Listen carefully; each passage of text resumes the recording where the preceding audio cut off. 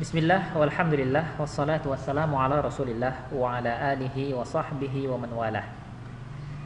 Pelajar bahasa Arab, barakallahu fikum wa zadakumullahu ilman nafi'an.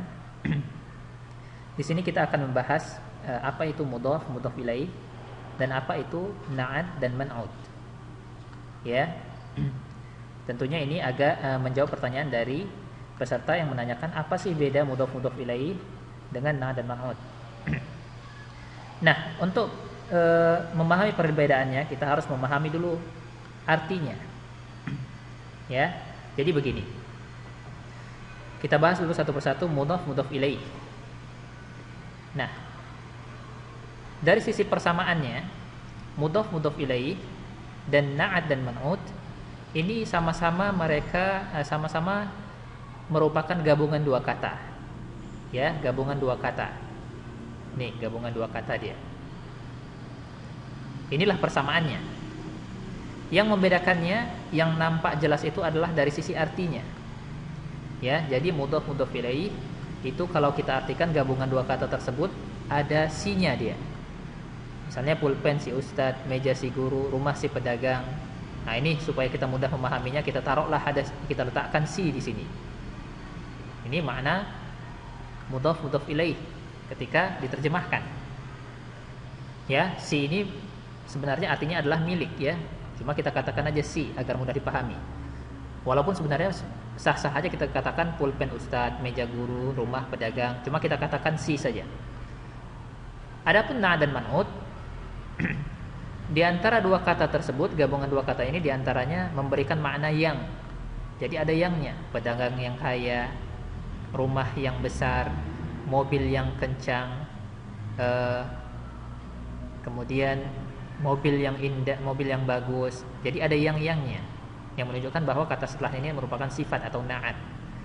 Jadi secara terjemahan, secara arti, na dan man'ut itu ada yangnya dia, makna di antara makna dua kata tersebut. Nah, dari sini kita sudah paham perbedaannya.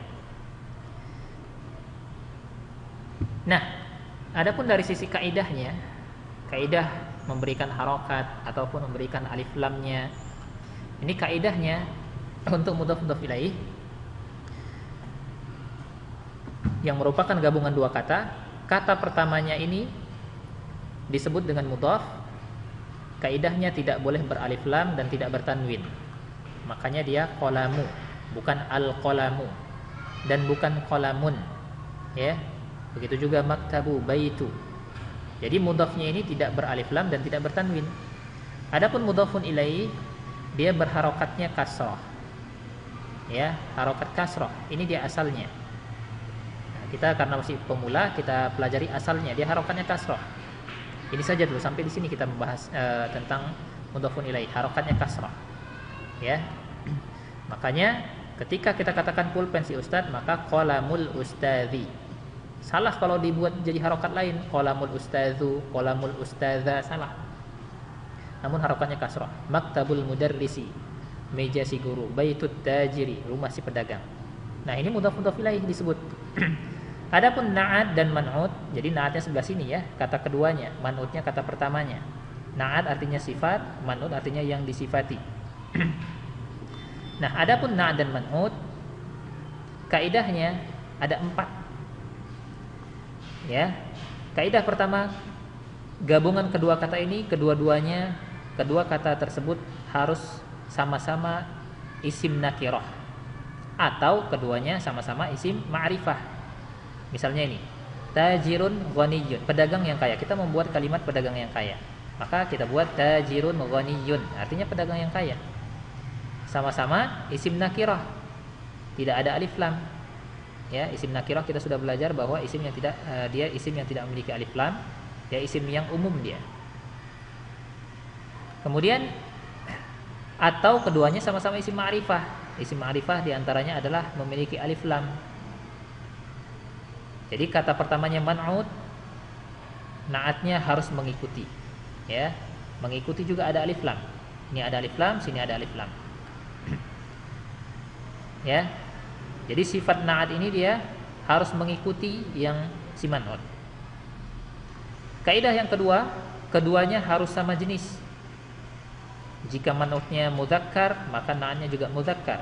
Jika man'utnya muannas, maka na'atnya juga muannas. Artinya keduanya harus sama jenis, sama-sama mudzakkar atau sama-sama muannas. Contohnya ini tajirun ghaniyun. Tajirun mudzakkar, ghaniyun mudzakkar. Pedagang yang kaya. Enggak boleh kita buat tajirun ghaniyatun, enggak boleh. Kita silangkan kembali, enggak boleh. Jadi harus sama jenis. Jadi selain dia sama-sama nakirah, sama-sama ma'rifah, dia juga sama-sama mudzakkar atau sama-sama muannas. Berikutnya kaidah, kemudian ini dia yang muannas sama-sama muannas, tajiratun ghaniyatun, pedagang yang kaya juga artinya. Kemudian keduanya harus sama dalam i'rab. Ya, harokat akhirnya secara sederhana kita katakan harokat akhirnya harus sama.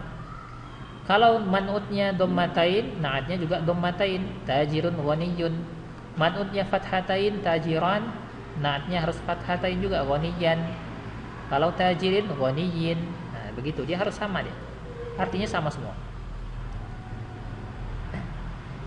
Kemudian yang terakhir, ini belum kita pelajari, keduanya harus sama dalam jumlah atau kuantitasnya. Jika dua di sini pedagangnya, yang kayanya juga bentuk dua dia. Ini nanti akan kita pelajari, ini belum kita pelajari ya.